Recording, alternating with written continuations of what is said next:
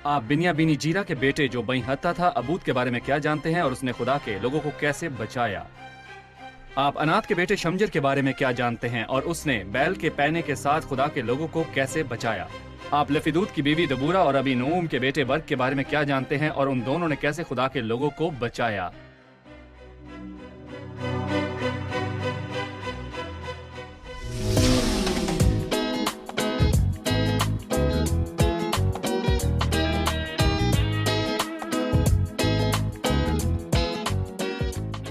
अजीज नाजरीन, मैं अयाद जरीफ आप सब देखने वालों को हमारे रोज के बाइबली मुतालियाती प्रोग्राम की नई किस्त में खुशामदीद कहता हूं। मैं आपको याद दिलाना चाहता हूं कि इस प्रोग्राम में हम बाइबल मुकद्दस की तमाम किताबों का मुतालिया पेश कर रहे हैं। गुज़िश्ता किस्त में हमने कुज़ात की किताब का मुतालिया शुरू किया जो पुराने अहदनामे में तारीख की दूसरी किताब है, और गुज़िश्ता किस्त में हमने सीखा कि यशवा और वो बुजुर्ग जो यशवा के बाद थे, उनके मरने के बाद लोग नाकामी का शिकार हुए। वो खुदा को भूल गए और दूसरे माबूदों के पीछे चले गए। इस किताब की खासियत है रोना, क्योंकि खुदा से दूरी और उसके साथ ताल्लुक ना होने की सूरत में कुछ और नहीं बल्कि कमजोरी है। आज की किस्त में हम कज़ात की किताब के तीसरे बाब, चौथे बाब और फिर पांचवें बाब का एक हिस्सा पढ़ेंगे। लेकिन प्रोग्राम के आगाज में मैं खुदा के खादमिन भाई सुफहात को खुशामदीद कहूंगा। शुक्रिया भाई मुहिब, आपको भी खुशामदीद, और मैं स्टूडियो में आए अपने दीगर मेहमानों को भी खुशामदीद कहता हूं। भाई सुफहात, तीसरे बाब में हम पढ़ते हैं कि उन काजियों के दरमियान जिन्हें खुदा ने लोगों के लिए चुना, उनमें एक शख्स अबूद नाम का था। बराए मेहरबानी हमें उसके बारे में कुछ बताइए। अहूद दूसरा काजी था, और हम ये देख चुके हैं कि कंस का बेटा तनीएल पहला काजी था, और अहूद जिसके नाम का मतलब है तारीफ करना, और वो बहुत सी काबिलियतें नहीं रखता था। वो बाएं हाथ वाला आदमी था, मतलब ये कि वो अपने बाएं हाथ से ज्यादा दायां हाथ इस्तेमाल करता था। लेकिन खुदा ने उसे बड़ी कुदरत के साथ इस्तेमाल किया, और उसने मुआब के बादशाह अजलून को मारा, जिसने लोगों की जिंदगियों को मुश्किल बनाए रखा, और खुदा ने एक दाहिने हाथ वाले आदमी को इस्तेमाल किया, और अब वो एक सादा और कमजोर तरीन को इस्तेमाल करता है। और बाइबल हमें एमाल के 9वें बाब में एक शख्स के बारे में बताती है जिसका नाम हनन्याह था, और एक औरत थी जिसका नाम तबीता था, और हनन्याह ने खुदा की खिदमत की। और मैं यहाँ पर यह कहना चाहूंगा कि तबीता, उसके पास जो कुछ था, मेरा मतलब है कि अगर उसके पास सुई थी तो उसने उसे भी मखसूस किया था, और खुदा ने उन दोनों को इस्तेमाल किया, और हनन्याह ने तरसीस के साउल की रूह को जीता जो कि पालूस रसूल बना। और तबीता भी बड़े अच्छे कामों से भरी थी और अपने लोगों में खैरात किया करती थी। बस इससे कोई फर्क नहीं पड़ता कि आपके पास कितना कम और सादा है, बस उसे खुदा के हाथ में दे दें, वो खास बन जाएगा। खुदा हमारी सलाहियतों को हकीर नहीं समझता। बिल्कुल। भाई मुहिब, इस बारे में कुछ कहना चाहेंगे? जी हाँ, मुल्क भर में 40 बरस तक चैन रहा, और कंस के बेटे गतनीएल ने वफात पाई। और बदकिस्मती से जिस्म आराम के दौरान सरगर्म होता है। यहाँ लफ्ज जिस्म से आपकी क्या मुराद है? इससे मेरी मुराद वो गुनाह और बुरी ख्वाहिशात हैं जो हम में बसी हुई हैं, जो खुदा की उस मर्जी और मंसूबों के खिलाफ हैं जो हमारी जिंदगियों के लिए वो रखता है, और फिर वो वही करते हैं जो खुदा की नज़र में बुरा है। जैसा कि बाइबल कहती है, बनी इसराइल ने फिर खुदा की नज़र में बदी की, सो बनी इसराइल 18 बरस तक गुलाम रहे, बादशाह अजलून के मती रहे। मुआब दुनिया की अलामत है जिसमें तमाम खूबसूरती, पुरकश, दिलकश चीजें शामिल हैं जो दुनिया आपको पेश करती है। हमें इन चीजों को रद्द करने की जरूरत है। मुआब का बादशाह अजलून, लफ्ज अजलून का मतलब है पहिए का मुड़ना, जो कि हमें याद दिलाता है कि सूरज के नीचे कुछ भी नया नहीं है, और ये दुनिया की खासियत है। बाइबल कहती है, सब नदियां समंदर में गिरती हैं पर समंदर भर नहीं जाता, आंख देखने से आसूदा नहीं होती और कान सुनने से नहीं भरता। ये दुनिया की खासियत है। और जिस बर्तन को खुदावन ने इस्तेमाल किया वो अहूद था। जीरा का मतलब है सोच बचार, ज्ञान और तलावत है।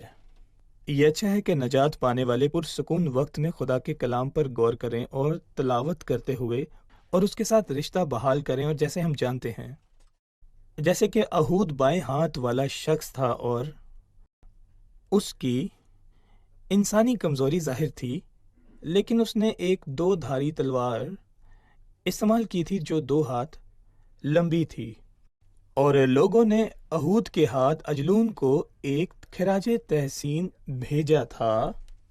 गोया वो ये कह रहे थे कि वो इस बादशाह के साथ मुत्तफिक हैं, उन्हें कोई मसला नहीं है। उन्होंने अजलून को خراج تحسین بھیجا، لیکن اہود اپنے ساتھ اپنی تلوار لے گیا۔ تلوار خدا کے کلام کی طرف اشارہ کرتی ہے جو زندہ اور طاقتور ہے، اگرچہ تلوار کی لمبائی صرف ایک ہاتھ تھی۔ گویا بائبل ہمیں بتانا چاہتی ہے کہ کلام خدا کی چھوٹی سی سچائی ہے۔ ہمارے لیے اس میں یہ سبق ہے کہ ایک ایماندار دنیا میں تلوار یعنی خدا کے کلام کے ذریعے غالب آتا ہے۔ جی ہاں، اگرچہ میرے پاس بہت ساری صلاحیتیں نہ بھی ہوں، لیکن خدا کا کلام میرے ہاتھ میں ہے تو میں دنیا کے ان تمام اصولوں پر غالب آ سکتا ہوں جو اپنی تمام تر شہوت اور خواہشات کے ساتھ خدا کے خلاف ہیں۔ میں نے صحیح کہا؟ بھائی محیب، اہود کے بعد جو قاضی آیا اس کا ذکر 31ویں آیت میں ہے۔ اس کے بعد انات کا بیٹا شمجر کھڑا ہوا اور اس نے فلسطینیوں میں سے 600 مرد بیل کے بینے سے مارے اور اس نے بھی اسرائیلیوں کو رہائی دی۔ بھائی محیب، میں چاہوں گا کہ آپ ہمیں اس آدمی کے بارے میں بتائیے۔ دیکھیں، شمجر کا مطلب ہے اجنبی، ایک اجنبی جو دنیا سے گزر رہا ہے، اور یہ بھی ایک حقیقی ایماندار کی خاصیت ہے جسے خدا نجات کے لیے استعمال کرتا ہے۔ ایماندار جانتا ہے کہ کس دنیا میں اس کی کوئی جگہ نہیں ہے، وہ یہاں اجنبی اور آسمان کا مسافر ہے جو صرف یہاں سے گزر رہا ہے۔ بائبل بتاتی ہے کہ اہود کے بعد شمجر آیا، اور شمجر اہود کے بعد تھا۔ شمجر بھی اہود کے نقش قدم پر چلا جس سے دنیا پر اس نے فتح پائی۔ انات کا بیٹا شمجر، انات کا مطلب جواب ہے۔ یقینی طور پر یہ شخص دعا کر رہا تھا اور خداوند نے شمجر کی صورت میں اسے جواب دیا۔ بائبل جیسے کہتی ہے یہ خواب ہے کہ آدمی امیدوار رہے اور خاموشی سے خداوند کی نجات کا انتظار کرتا رہے۔ شمجر کے بارے میں لکھا ہے کہ اس نے 600 فلسطی آدمی مارے۔ فلسطی ارام اور مواب کے برعکس تھے، یہ وہ دشمن تھے جن کے وہ پہلے غلام تھے۔ ارام اور مواب باہر سے آئے تھے، لیکن فلسطین ان لوگوں کے درمیان رہ رہے تھے۔ وہ دشمن کی نمائندگی کرتے جو ہمارے اندر رہتا ہے۔ جو دشمن ہمارے اندر رہتا ہے وہ جسم ہے، جی ہاں، اور یہ جسم۔ زیادہ خطرناک ہے۔ اس نے انہیں کیسے شکست دی؟ اس نے فلسطینیوں میں سے 600 مرد بیل کے پینے سے مارے۔ بیل کا پینا ایک آلہ ہے جسے جانوروں کو تیز بھگانے کے لیے استعمال کیا جاتا ہے۔ وہ اسے ترغیب کہتے ہیں، اور ترغیب یا موشی کو چبانے اسے والی تربیت لاٹھی کہتے ہیں۔ جو کہ کلام خدا کی طرف بھی اشارہ کرتا ہے کہ دانش مند کی باتیں پینوں کی مانند ہے۔ ہمیں پطرس کا پیغام یاد ہے۔ بائبل کہتی ہے جب انہوں نے یہ پیغام سنا تو ان کے دل پر چوٹ لگی۔ شمزر نے اسرائیل کو غلامی سے چھڑایا، خوشی اور گانے کی آواز لوٹ آئی، اور اس نے اس فتح کو مکمل کیا جس کا آغاز سب سے پہلے اہود نے کیا تھا۔ مطلب اس کا خلاصہ میں اس طرح کر سکتا ہوں کہ خدا کا کلام ہر اس شخص کے لیے ضروری ہے جو چاہتا ہے کہ خدا اسے لوگوں کی بیداری کے لیے استعمال کرے۔ اہود نے تلوار کا استعمال کیا جس سے مراد خدا کا کلام ہے۔ شمجر نے بیل کا بینا استعمال کیا جس سے مراد دانش مندوں کے الفاظ ہیں جو خدا کا کلام ہے۔ صحیح۔ بھائی صفوات، اگر ہم چوتھے باب کی طرف بڑھیں تو یہاں لکھا ہے اور اہود کی وفات کے بعد بنی اسرائیل نے پھر خداوند کے حضور بدی کی، سو خداوند نے ان کو کنعان کے بادشاہ یابین کے ہاتھ جو حصور میں سلطنت کرتا تھا بیچا۔ اس سے پہلے کہ میں پڑھنا جاری رکھوں، برائے مہربانی ہمیں بتائیے کہ کیسے لوگ اہود کے مرنے کے بعد دوبارہ خدا کو چھوڑ سکتے ہیں؟ جی بھائی۔ دراصل یہ ایک لمبا عرصہ ہے، جیسے کہ ہم نے بھائی محیب سے سنا 80 برس کا، اور جب انہوں نے آرام کیا تو وہ سست اور غافل ہو گئے، اور یہی گناہ میں گرنے کی شروعات تھی۔ اور ایک طویل عرصہ کے بعد لوگوں نے وہ کیا جو خدا کی نظر میں بہت ہی برا تھا، اور بائبل بتاتی ہے کہ بنی اسرائیل نے پھر خدا کے حضور وہ کیا جو اس کی نظر میں برا تھا، اور خداوند نے ان کو کنعان کے بادشاہ یبین کے ہاتھ سے بچایا، اور یبین کے لشکر کے سردار کا نام سسرا تھا، اور اس کے پاس لوہے کے 900 رتھ تھے۔ گناہ کے نتائج بہت خوفناک ہیں، اور جب لوگوں نے برائی کی تو خداوند ان پر مصیبت لایا، اور ہم نے بائبل میں دیکھا کہ لوگوں پر مصیبت آنے کی وجوہات میں سے ایک یہ ہے کہ وہ گناہ اور شرم میں کیا جی یہ رہے ممکن تھے۔ ہے کہ ایک شخص اس نقطے تک پہنچ جائے جہاں خدا اسے اس کے دشمنوں کے ہاتھ میں دے دینے کی اجازت دے جیسے اس نے اسرائیلیوں پر دی؟ اس کے بارے میں بتائیے۔ ہمیں یہ نہیں بھولنا کہ خدا پاک ہے، خدا پاک ہے، اور وہ گناہ سے نفرت کرتا ہے، وہ برائی کو دیکھ نہیں سکتا اور نہ ظلم کو۔ پس جب لوگ گمراہ ہوئے تو مقدس خدا کو یہ کرنا تھا کہ ان کے دشمن ان پر حکومت کریں گے، ان کو ایسا تنگ کروں گا کہ وہ جان لیں گے کہ انہوں نے برائی کی، اور برائی کا مطلب ہے کہ حدود سے تجاوز کرنا۔ مثلا آپ اور میرے درمیان کاشت کرنے والی زمین ہے تو ایک لائن ہونی چاہیے جو حد مقرر کرے۔ اگر ہم میں سے کوئی لالچی ہوگا تو اس لائن کو مٹا دے گا، اور اسے خلاف ورزی کہا جائے گا، اور لوگوں نے خدا کے احکامات اور اس کے عہد کی خلاف ورزی کی تھی، اور خدا نے یبین کے بادشاہ کے ہاتھ انہیں بیچ دیا، اور ایسا لگتا ہے کہ یبین بادشاہ نے انہیں بہت زیادہ پریشان کیا، اور اسی وجہ سے لوگ خدا سے فریاد کرنے لگے۔ لہٰذا اس کہانی میں ہم لوگوں کی برائی اور مصیبت اور اس کے بعد ان کی فریاد کو دیکھتے ہیں، اور خداوند ان کا رونا سننے کے لیے تیار ہے جو اس کا خوف مانتے ہیں، اور اس نے بڑی مہربانی سے انہیں نجات دی۔ اب میں چوتھے باب کی کچھ آیات پڑھنا چاہوں گا، اس کے بعد ہم ایک وقفہ لیں گے اور وقفے کے بعد واپس آ کر مہمانوں سے سوال لیں گے۔ اور اہود کی وفات کے بعد بنی اسرائیل نے پھر خداوند کے حضور بدی کی، سو خداوند نے ان کو کنعان کے بادشاہ یابین کے ہاتھ، جو حصور میں سلطنت کرتا تھا، بیچا، اور اس کے لشکر کے سردار کا نام سسرا تھا، وہ دیگر اقوام کے شہر حسروت میں رہتا تھا۔ تب بنی اسرائیل نے خداوند سے فریاد کی، کیونکہ اس کے پاس لوہے کے 900 رتھ تھے، اور اس نے 20 برس تک بنی اسرائیل کو شکست سے ستایا۔ اس وقت لفودیت کی بیوی دبورا نبیہ بنی اسرائیل کا انصاف کیا کرتی تھی، اور وہ افرایم کے کوہستانی ملک میں راما اور بیتیل کے درمیان دبورا کے کھجور کے درخت کے نیچے رہتی تھی، اور بنی اسرائیل اس کے پاس انصاف کے لیے آتے تھے۔ عزیز ناظرین، یہاں ہم ایک چھوٹا سا وقفہ لیں گے اور وقفے کے بعد مہمانوں کے سوالات کے ساتھ حاضر ہوں گے۔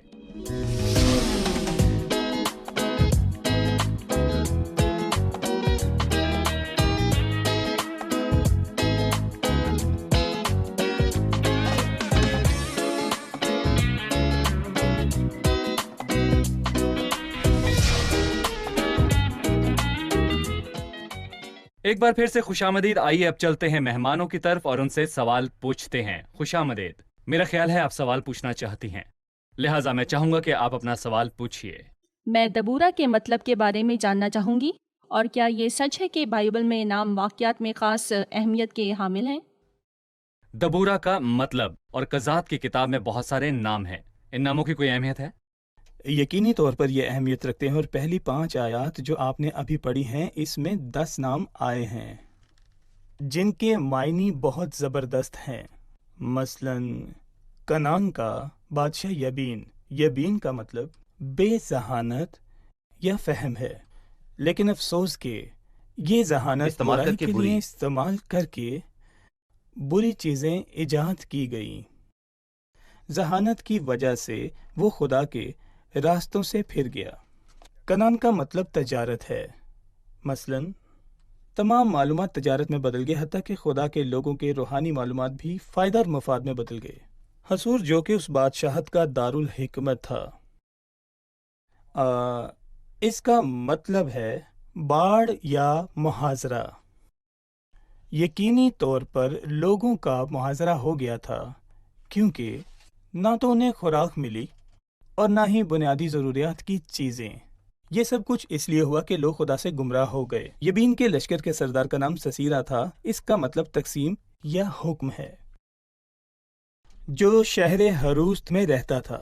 حروس اور ہگیوم کے 2 معنی ہیں، جس کا مطلب تضاد یا نا اتفاقی ہے۔ دوسرا معنی اس کا سختی اور وحشت ہے، اور یہی چیز قوموں کی خصوصیت بھی ہے، لیکن یہ خدا کے لوگوں کے درمیان ہونا چاہیے۔ دبورا کا مطلب ہے کلمہ، اور نہ کہ کوئی بھی لفظ، بلکہ مطلب خدا کا کلام، جی خدا کی باتیں۔ خدا کی باتیں۔ تحریری شکل میں لکھا ہوا کلام کیسے زندہ باتوں میں بدل سکتا ہے جس کی مجھے فرما برداری کرنی چاہیے اپنی زندگی میں۔ دبیر، دبیر کا نام پہلے کریت صفر تھا۔ دبورا اور دبیر 2 نام ہیں۔ ہو سکتا ہے کہ ایک شخص بائبل کو دوسری کتابوں کی طرح سمجھتا ہو، یا جیسے وہ کسی بھی دوسری کتابوں کو پڑھ رہا ہو، جبکہ دوسرا شخص بائبل کو خدا کا زندہ فعال کلام سمجھتا ہے۔ دبورا کے شوہر کا نام لفیوت تھا، اور اس کا مطلب روشنی یا چراغ ہے۔ یہ روح القدس کی علامت ہے، اور جب یہ کلام خدا میں شامل ہوتا ہے تو یہ کس قدر شاندار ہے کہ وہ خدا کے لوگوں کی فتح، برکت اور کامیابی کی وجہ ہے کہ وہ افرایم کے کوہستانی ملک میں راما اور بیت ایل کے درمیان دبورا کھجور کے درخت کے نیچے رہتی تھی، کسی ایسے شخص کی طرح جو ہمیشہ مسیح میں اپنی پوزیشن کے بارے میں سوچتا رہتا ہے۔ مسیح میں اس کا استحقاق بہت بلند ہے، جبکہ ابھی وہ بیت ایل میں اس زمین پر رہ رہا ہے اور لطف اندوز ہو رہا ہے۔ اس کے بعد ہم پھلدار افرایم کے بارے میں پڑھیں گے. یہاں ہم ایک ترتیب کے بارے میں دیکھتے ہیں. اس موضوع میں بہت ساری تفصیلات ہیں نیز ناموں کے معنی بھی ہیں اور اہمیت بھی، جی اور وہ ہمیں سبق سکھاتے ہیں. بالکل. لہٰذا جو بائبل مقدس کے ناموں کو ان کے معنی جانے بغیر پڑھتا ہے وہ اسے کھو دیتا ہے. وہ بہت کچھ کھو دیتا ہے. جی 8ویں آیت میں ہم دیکھیں گے کہ دبورا برق کے ساتھ چلی گئی، اور 8ویں آیت میں برق نے اسے ایک واضح جواب دیا. اور بھائی میں 8ویں آیت سے پڑھنا چاہوں گا. اور اس نے کادس نفتالی سے ابینوم کے بیٹے برق کو بلا بھیجا اور اس سے کہا کہ کیا خداوند اسرائیل کے خدا نے حکم نہیں کیا کہ تو تبور کے پہاڑ پر چڑھ جا اور بنی نفتالی اور بنی زبلون میں سے 10,000 آدمی اپنے ساتھ لے، اور میں نہر کے سون پر یابین کے لشکر کے سردار سسرا کو اور اس کے رتھوں کو اور فوج کو تیرے پاس کھینچ لاؤں گا اور اسے تیرے ہاتھ میں کر دوں گا. اور برق نے اس سے کہا اگر تو میرے ساتھ چلی گئی تو میں جاؤں گا، پر اگر تو میرے ساتھ نہیں چلے گی تو میں نہیں جاؤں گا. آپ ہمیں برق کی شخصیت کے بارے میں بتائیے. میں کہوں گا کہ کچھ شرمناک بتاتی ہے، اور برق کا مطلب آسمانی بجلی ہے جو کہ سچ میں بہت ہی طاقتور ہوتی ہے. لیکن پھر بھی باراک جنگ میں جانا نہیں چاہتا جب تک دبورا اس کے ساتھ نہیں جاتی، اور بے شک ایک مرد ہونے کے ناطے یہ شرمناک ہے. برق خدا پر بھروسہ اور ایمان رکھتا ہے، لیکن وہ جنگ میں انسانی مدد کے بغیر جانا نہیں چاہتا. وہ خدا پر بھروسہ رکھتا ہے لیکن درمیانی کی تلاش میں ہے. یہ ایک ایسے طالب علم کی طرح ہے جو امتحان میں بہت محنت کرتا ہے لیکن پھر بھی چاہتا ہے کہ اس کا باپ استاد سے بات کرے. ہمیں صرف خدا پر بھروسہ کرنا چاہیے. زبور 146 میں ایک بہت ہی زبردست آیت ہے کہ نہ عمرہ پر بھروسہ کرو اور نہ ہی آدم ذات پر، کیونکہ وہ بچا نہیں سکتے. برق ایک کمزور اور خوف زدہ کردار تھا، وہ خود انحصار نہیں تھا. اگرچہ اس نے اسے کہا بھی کہ خدا نے حکم دیا ہے، مطلب خدا نے اسے بولا اور جانے کا حکم دیا اور وعدہ کیا کہ وہ اس کے ساتھ ہوگا، لیکن برق نے زور دیا کہ دبورا اس کے ساتھ چلے. ایمان کی کمی کا یہی مسئلہ ہے. جی، ایمان کی کمی کا یہی مسئلہ ہے. عزیز ناظرین، ہم ایک وقفہ لیں گے اور واپس آ کر مہمانوں سے سوالات لیں گے، لیکن میں آپ کو ترغیب دوں گا کہ آپ اپنے سوالات یا کسی حوالے سے مزید جاننا چاہیں تو اسکرین پر دیے گئے نمبرز پر رابطہ کیجیے یا ہماری ویب سائٹ بائبلی مطالعہ .com وزٹ کیجیے. مزید آپ ہمارے پروگرامز یوٹیوب پر بھی دیکھ سکتے ہیں اور فیس بک پر بھی دیکھ سکتے ہیں، اور آپ اپنے سوالات ہمیں ای میل بھی کر سکتے ہیں. ہمارا ای میل ایڈریس ہے info@biblimutaliah.com. ہم آپ سے ایک چھوٹے سے وقفے کے بعد دوبارہ ملیں گے.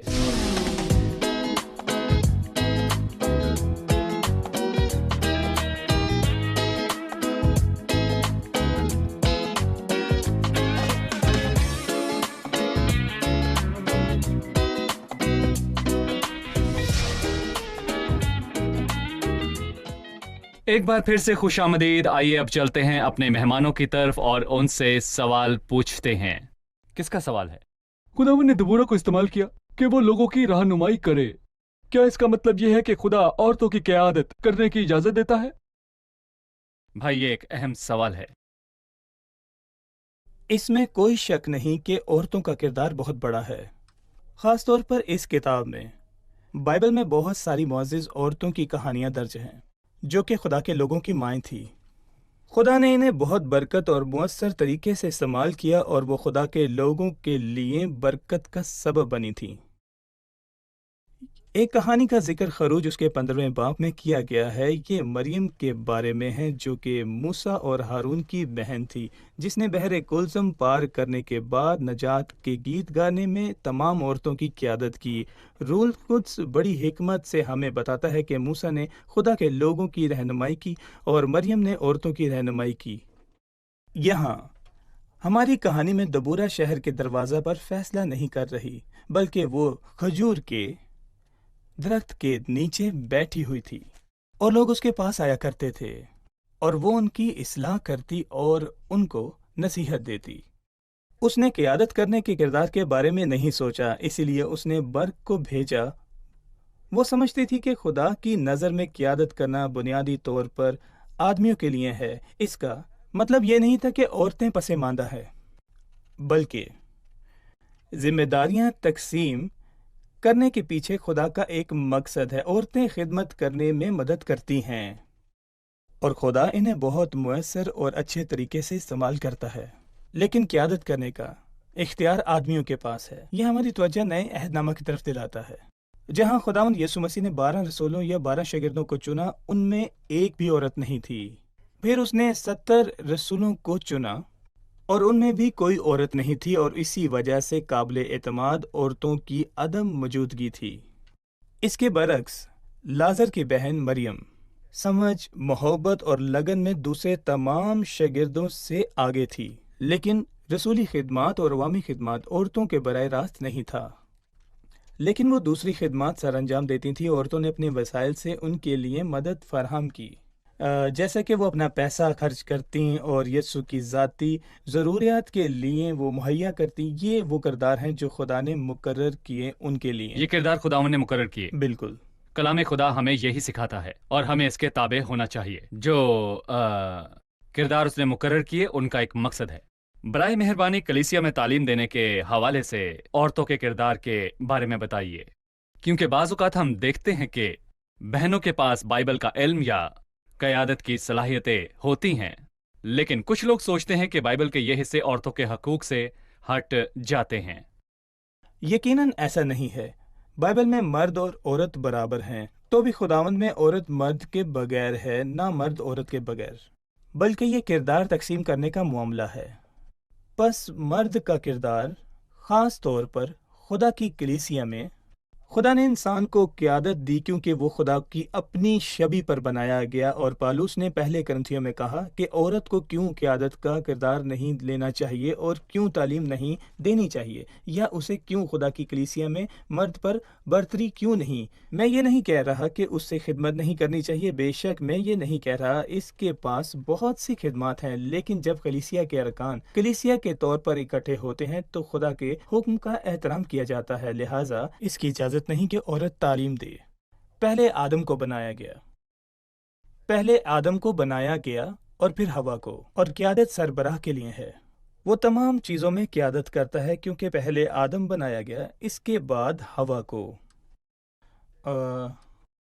کیونکہ آدم نے فریب نہیں کھایا بلکہ عورت فریب کھا کر گناہ میں پڑ گئی۔ ان وجوہات کی بنا پر خدا نے تخلیق اور کلیسیا میں مرد کی قیادت کی ہے۔ میں یہ بات دوبارہ دہرانا چاہتا ہوں کہ خدا نے مرد کو قیادت کا اختیار بخشا ہے۔ صحیح، ہم تمام سوالوں کے جواب دینے کی کوشش کریں گے، لیکن کسی بھی شخص کے اس موضوع کے بارے میں مزید سوالات ہوں تو برائے مہربانی ہمیں لکھ بھیجیے۔ اس کے علاوہ اس موضوع کے بارے میں بہت سی کتابیں، پمفلٹ اور تحقیقات بھی ہیں جو ہم اپنے ناظرین کو بھیجنے میں خوشی محسوس کریں گے۔ اس قسط کا ایک آخری سوال ہے۔ چوتھے باب میں دبورا نے ایک گیت گایا۔ جی، میں آپ کے سامنے اس گیت کی پہلی 5 آیات کو پڑھنا چاہوں گا۔ یہاں لکھا ہے، اسی دن دبورا اور ابینوم کے بیٹے برق نے یہ گیت گایا کہ پیشواؤں نے جو اسرائیل کی پیشن گوئی کی، اور لوگ خوشی خوشی بھرتی ہوئے اس کے لیے خداون کو مبارک کہو۔ اے بادشاہو سنو، اے شہزادو کان لگاؤ، میں خود خداون کی ستائش کروں گی، میں خداون اسرائیل کے خدا کی مدح گاؤں گی۔ اے خداون، جب تو شعیر سے چلا، جب تو ادوم کے میدان سے باہر نکلا تو زمین کانپ اٹھی اور آسمان ٹوٹ پڑا۔ ہاں، بادل برسے، پہاڑ خداون کی حضوری کے سبب سے، اور وہ سینہ بھی خداون اسرائیل کے خدا کی حضوری کے سبب سے کانپ گئے۔ میں آپ سے پوچھنا چاہوں گا کہ ان آیات میں ہم خدا کو کیسے دیکھتے ہیں؟ آپ اس کے بارے میں ہمیں بیان کیجیے۔ دیکھیں، میں پہلے عورت کے کردار پر یہاں بات کرنا چاہوں گا۔